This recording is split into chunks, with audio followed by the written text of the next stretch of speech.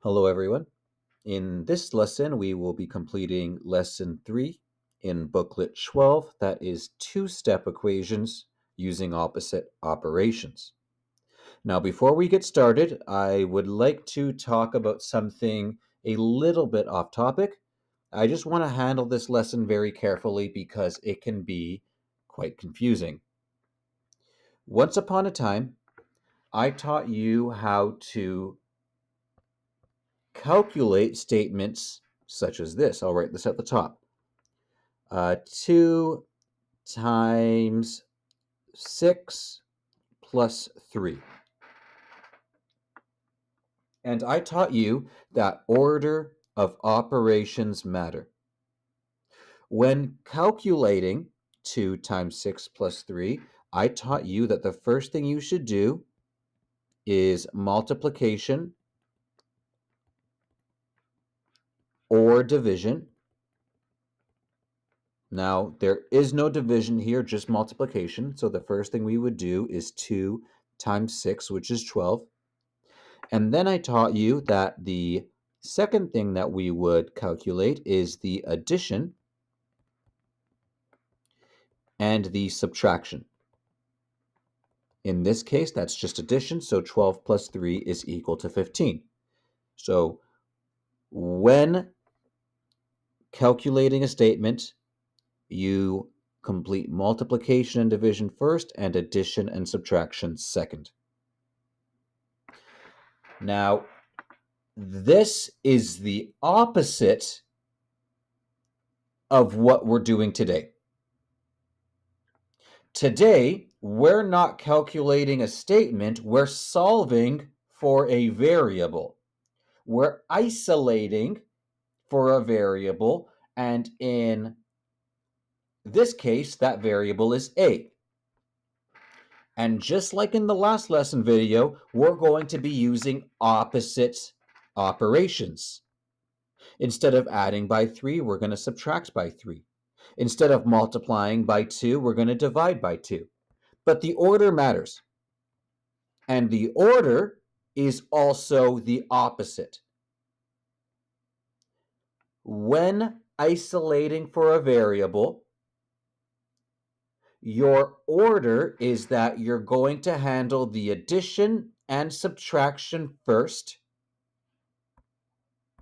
and you're going to handle the multiplication and division second. So that's a little bit confusing because it's backwards from what we're doing before. But remember, opposite operations means opposite order. So when you're solving for a variable, the first thing that you're going to do is you're going to deal with any addition or subtraction. What does that mean here? Well, in terms of addition or subtraction, we have an addition onto our variable A. We are adding 3. So the first thing that we are going to do is we are going to use opposite operations to subtract 3 from both sides. So what does that look like? 2a plus 3, here's our left-hand side. 7, here's our right-hand side. And I am going to subtract 3 from both sides. And these guys, 3 minus 3, that's 0. So those are going to cancel each other out. And I'm going to be left with 2a is equal to 7 minus 3 is 4. Good. Now you can see that we're getting a little bit closer to isolating for a. Instead of having 2 numbers hanging out with a on the left-hand side, I now only have 1 number. The only thing that I need to get rid of now is this 2 on the left-hand side.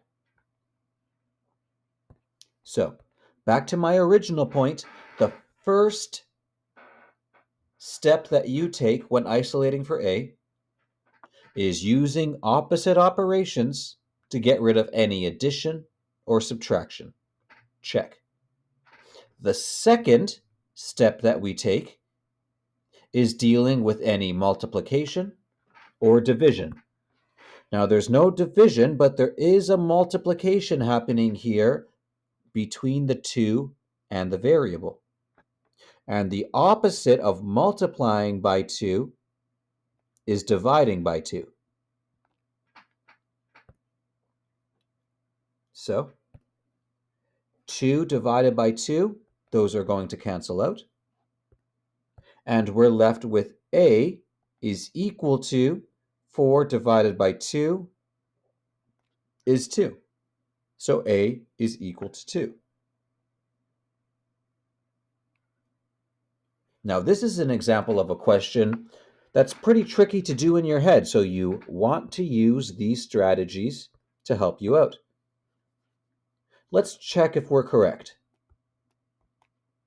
Our statement is 2a plus 3 is equal to 7.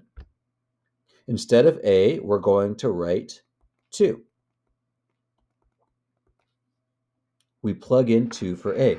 And here, now that we're solving, now that we are calculating and not solving for a variable, we're going to do multiplication first and addition second. So 2 times 2 is 4, plus 3 is equal to 7. And then 4 plus 3 is 7. 7 is equal to 7, so left side equals right side. Okay?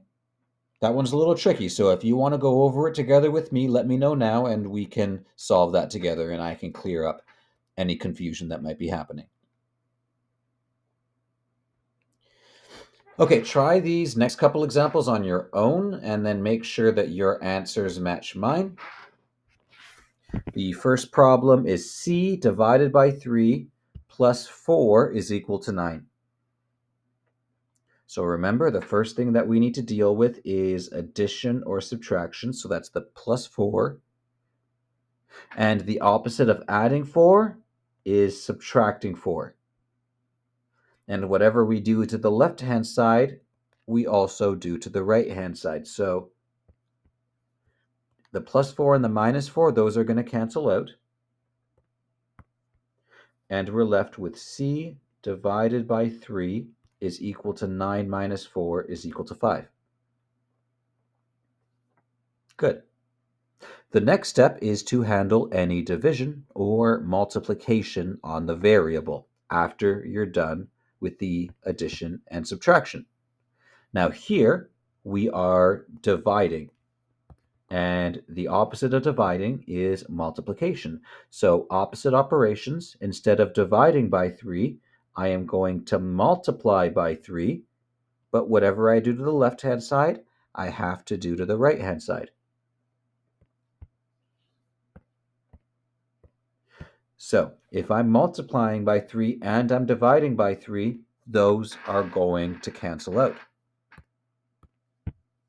So I am left with just c on the left-hand side. I have successfully isolated for c. And then on the right-hand side, I have 5 times 3, which is equal to 15. So let's check our work, make sure that we're correct.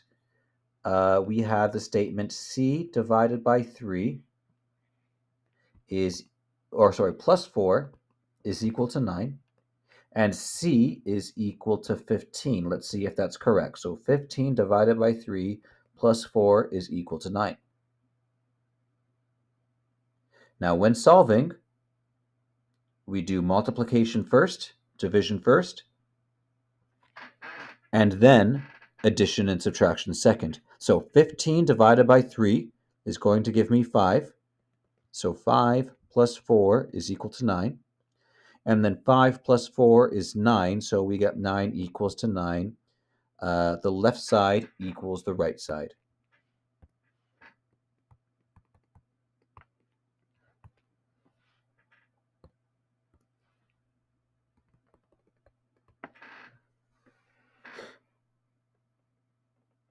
Let's try one more.